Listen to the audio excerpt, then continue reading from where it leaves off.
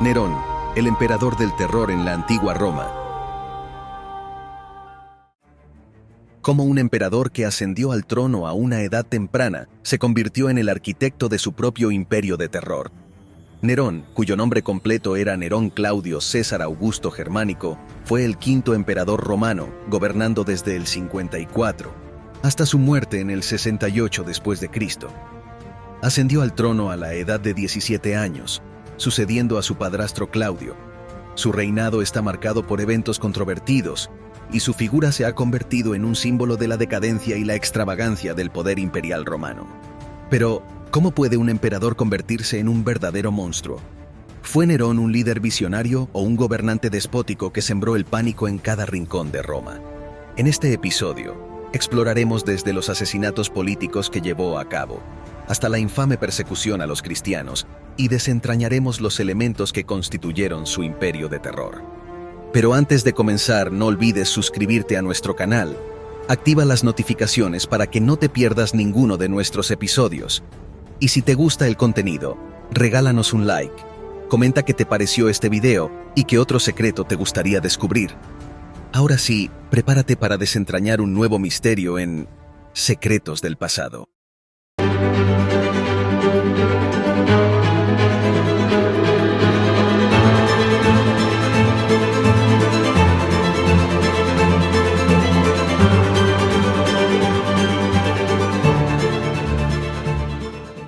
Secretos del pasado. La historia. Número 1. Recibió una educación privilegiada. Nerón recibió una educación cuidadosa y mostró talento en las artes, especialmente en la música y la poesía. Sin embargo, su interés en las artes y su actitud hacia el gobierno preocuparon a algunos sectores de la sociedad romana. Número 2. Su padrastro murió en circunstancias sospechosas. Nerón ascendió al trono a la edad de 17 años, sucediendo a su padrastro Claudio. Se convirtió en emperador después de que Claudio muriera en circunstancias sospechosas. Muchos historiadores sugieren que Agripina, la madre de Nerón, pudo haber tenido un papel en la muerte de Claudio para asegurar el poder para su hijo. Número 3. Estaba obsesionado por las conspiraciones contra su poder. Impulsado por obsesiones respecto a conspiraciones, ya sean reales o ficticias, Nerón emprendió una despiadada persecución contra miembros destacados de la nobleza romana. Acusados de traición ante el Senado, muchos se vieron forzados a poner fin a sus propias vidas. En aquel tiempo, el miedo a ser señalado como enemigo del emperador se propagaba implacablemente. Este periodo estuvo marcado por sospechas constantes, juicios políticos, conspiraciones y una represión despiadada.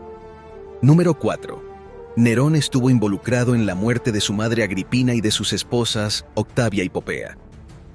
Nerón ordenó el asesinato de su madre, Agripina la menor, en el año 59 después de Cristo.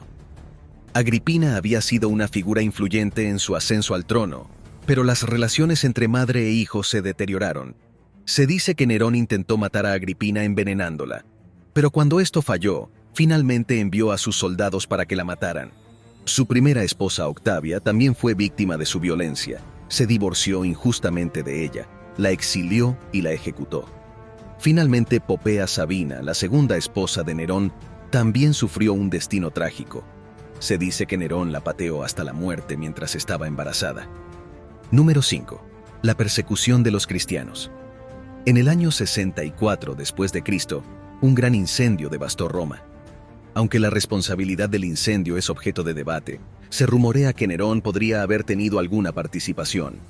Para desviar la culpa, culpó a los cristianos y lanzó una persecución contra ellos.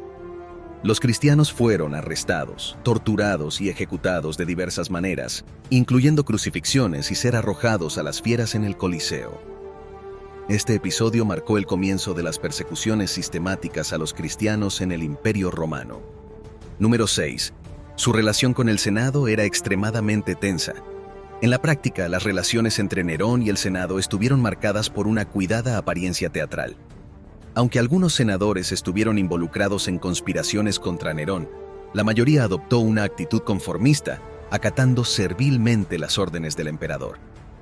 El Senado se convirtió frecuentemente en un eco de las decisiones de Nerón, quien justificaba la persecución de sus enemigos políticos mediante discursos dirigidos a la curia. Número 7. Nerón hizo frente a la conspiración más peligrosa que había sufrido hasta el momento. En el año 65, Nerón enfrentó una peligrosa conspiración liderada por el senador Pisón.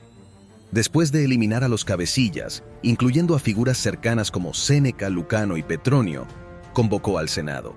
Leyó las confesiones de los condenados y otorgó las máximas condecoraciones a quienes le ayudaron a sofocar la conspiración.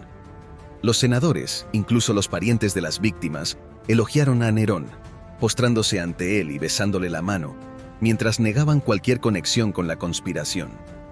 Número 8. El Senado estaba al servicio del emperador. Un caso que ilustra cómo el Senado sirvió en el despotismo neroniano es el de Barea Sorano. Siendo senador, su vínculo con Rubelio Plauto, un patricio asesinado por el emperador por conspirar contra él, lo colocó bajo sospecha. Inicialmente acusado de malversación de fondos, y al no tener éxito, las acusaciones se dirigieron a su hija. Esta, cuyo esposo había sido condenado al exilio, fue acusada de practicar artes mágicas.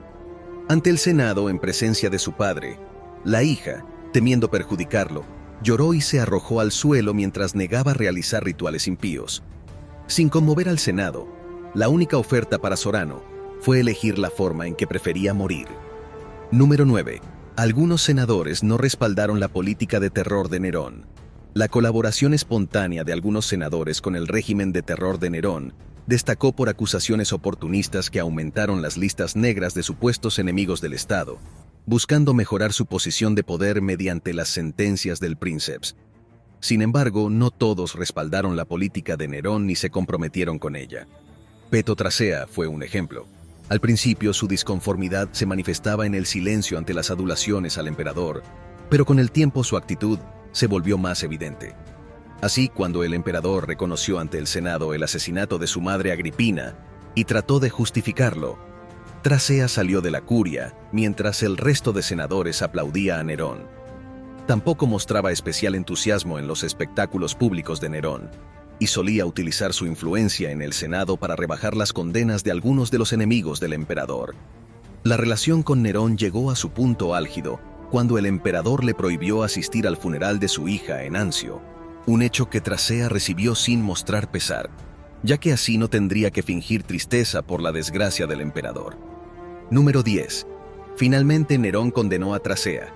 Peto Trasea, el senador impasible, logró sobrevivir a la caza de brujas desatada por la conspiración de Pisón y otras persecuciones, adoptando una estrategia de retiro de la vida pública y rechazo de sus obligaciones senatoriales. Sin embargo, en el año 66, Nerón lo acusó de sedición ante la curia. Ante la noticia de que el emperador le concedía la gracia de elegir su propia muerte, Trasea, en sus jardines, se abrió las venas y mientras su sangre se derramaba, dirigió sus palabras al emisario, haciendo una libación a Júpiter liberador y dejando un mensaje de rectitud en tiempos difíciles. Número 11. Al igual que sus opositores, Nerón y el Senado aliado comenzaron a caer.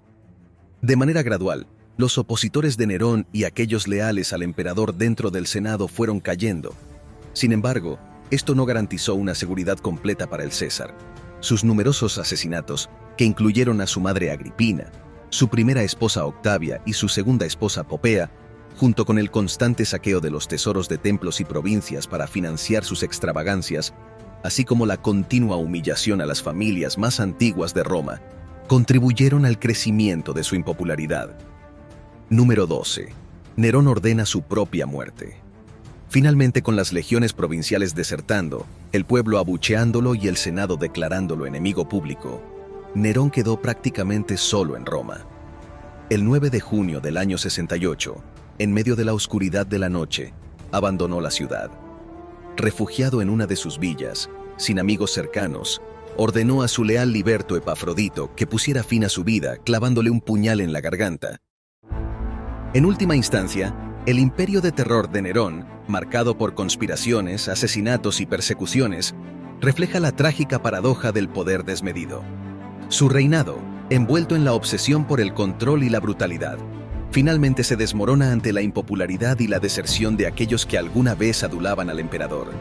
La historia de Nerón nos recuerda que, aunque el poder puede imponerse con violencia, la opresión constante lleva a la erosión del mismo, y la crueldad desenfrenada deja un legado de descontento y caos. Gracias por acompañarnos en este episodio de Secretos del Pasado. Acompáñenos en nuestro próximo video donde estaremos investigando más de los misterios de la historia de nuestro mundo. Únase a nosotros para un nuevo viaje en el tiempo y así descubrir otros secretos del pasado.